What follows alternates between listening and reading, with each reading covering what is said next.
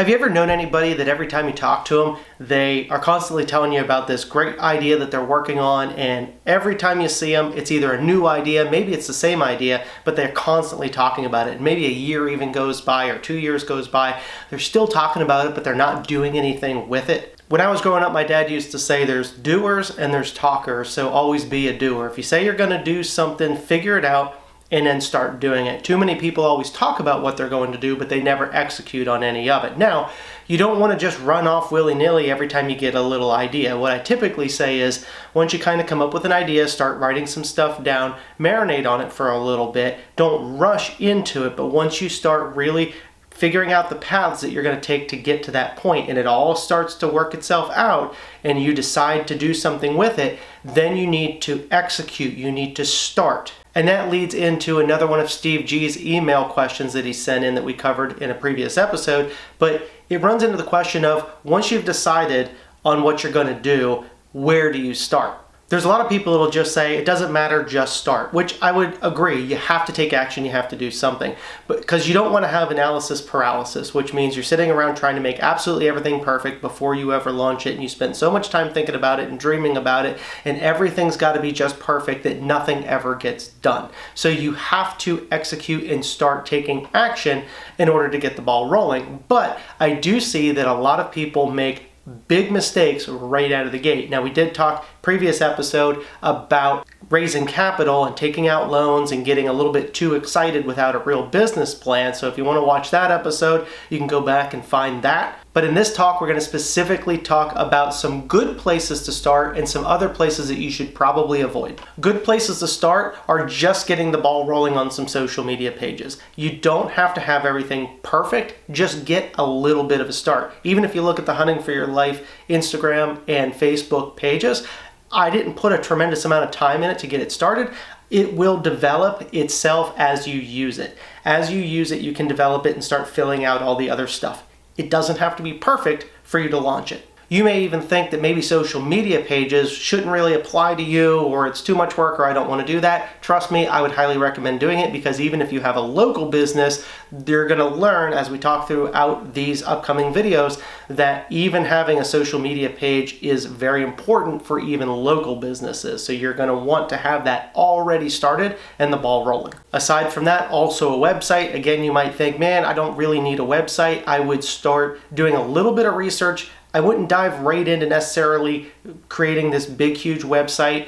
You may just want to start very small with it. You can always switch it up and change it later. I wouldn't go investing into somebody else building your website for you. You should absolutely learn how to do it yourself. It's a very important skill. Then anytime that it's going to need worked on, you know how to do it. If you're trying to get your niece to do it or somebody like that, you don't know what any of that process is going to be. And then next thing you know, you need something changed on there, and it's a nightmare trying to get somebody to go back on to actually fix and do something. Nobody wants to work for free, trust me. And even if it's family, waiting for them to have to do stuff is just going to slow you down. So start learning to build your own social media page and your own website to start. Again, don't need a huge website to start, but at least get the ball rolling on something simple. Now, aside from those things, that's all stuff that you can do on weekends and evenings outside of the normal work schedule. So when you're getting started on what you want to do, what you really want to focus on is what's going to make the biggest impact moving forward. So what you're going to do is you're going to write up a list, 10 to 20 things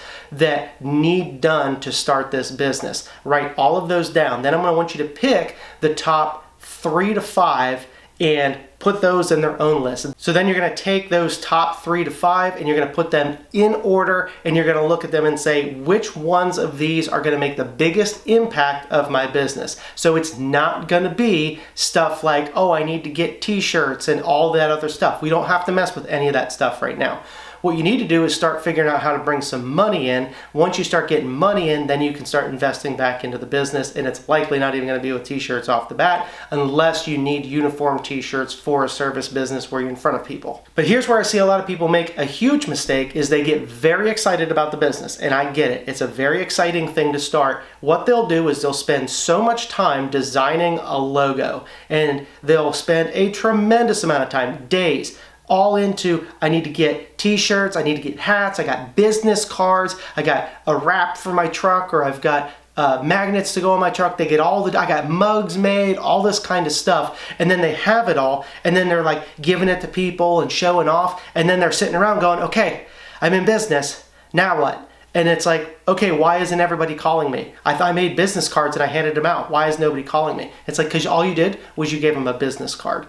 They don't really know what you do outside of that. You have to leverage attention another way, which is really going to be through your social media. But this is where I really see people make the biggest mistakes, is they'll spend so much time on their logo, right? Your logo will come in time. It's not terribly important. Honestly, nobody cares about the logo when you start. It's not something that they recognize. Brand recognition is going to come much, much later. Your logo is not nearly as important as you think. But what happens is people will go ahead and they'll make the logo and they'll go through all the process of getting all their hats and t-shirts and stickers and whatnot, business cards, and then they launch and sit around and nothing happens because they didn't do the thing that would have actually made them the most money.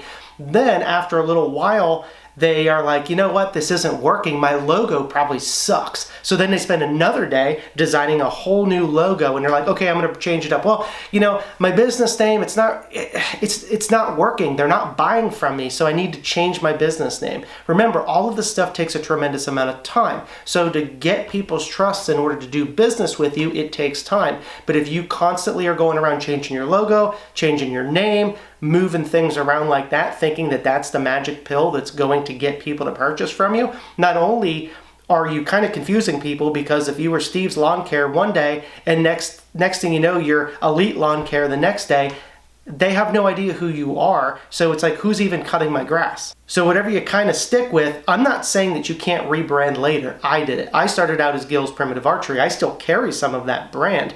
It was only much later did we make it much more inclusive and then turned it into Hunt Primitive. This way it wasn't just about me, it was about primitive hunting in general. So a rebrand isn't a bad thing, but if you're doing it all the time, it makes you look exceptionally unprofessional. So if something's not working and you're constantly changing it, you're not only confusing your customer base, but people that are watching are going to say, this guy's got no idea what he's doing. He's spending all of this time changing his name and his logo and all that nonsense. That's why I'm saying don't even mess with any of that. Start very simple, work on the product and work on getting it in front of people. Social media, face-to-face, depending on what your business is, that's the thing that's going to make the biggest impact in your business. That's where you start. You don't start on all that piddly stuff. That piddly stuff will come later, I promise. Get some sort of established business going first, then have fun down the line. Next step in getting started also, while you're making whatever it is you're selling or your service, is you need to make sure you have an easy way that you're going to get paid. That usually starts out with stuff like PayPal, Venmo. You definitely want a way that you can take credit cards, something like a Square that goes on your phone. That's a good way to just kind of get the ball rolling. But if you make it exceptionally difficult for people to pay you, then you're going to have a hard time getting that sale. So it's got to be different apps that they are very used to using. If you just stick with one app and you're like, I only do PayPal, you're going to get people that are like, I had a bad experience with PayPal, I don't want to use it. And so they're like, can I Venmo you? And you're like, well, I don't have a Venmo. And they're like, okay, well, we'll figure something out. And then you just never talk to them again. So you have to have multiple ways of getting paid, and that needs to be a really easy process. In fact, whenever you do get around to doing stuff like business cards, fairly simple, and having your information on there. I wouldn't overload them with information, but make sure right on the front, in the order in which you want people to contact you, which I would recommend when you're just getting started, it be through text, calls, or emails. And if you have a developed website, that's perfect. And if they can purchase directly off the website, that's going to really automate the system so you can get more sales. Now again, all that stuff kind of takes time, but those are the things that you should be working on first, is not only building the service or the product to sell, then getting it in front of people, but too many times I see people with a business and the only way to get a hold of them is they only have a Facebook, they don't have a website, they only have a Facebook, and if you want something, you got to send them either a Facebook message, which can be tough if you're not friends with them on there, so you have to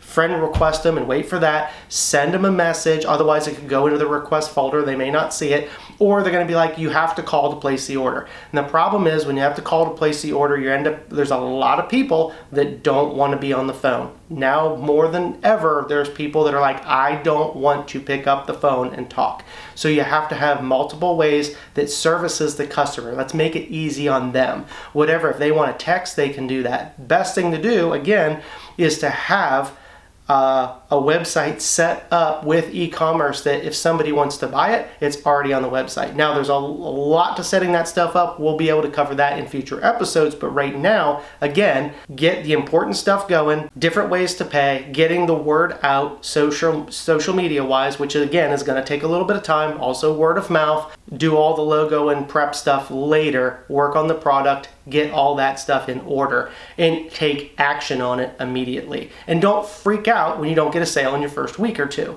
It's gonna take a little bit of time. And so then a reminder, whatever you do, don't turn right back around and go, well, this logo sucks, or my name must suck because nobody's giving me business. I'm gonna go ahead and change it, because it's like now you're kind of starting all over again. But lastly, I would like to re-emphasize that it is extremely important to take action. Don't be a talker, be a doer. Take a little bit of time to think about it, a couple weeks, maybe a month. Start putting some notes together. Then when you finally have worked a plan out and you've really committed that you want to do this, start executing and moving forward. And if you are currently working a job somewhere else and you're like, I'm going to go into business for myself, for the love of God, do not quit your job. You are not going to open up this business, whatever it is you're going to do, and immediately be flooded with orders so busy that you can't work your other job. A lot of people are like, if I'm going to go into business for myself, I'm going to go tell my old boss to shove it.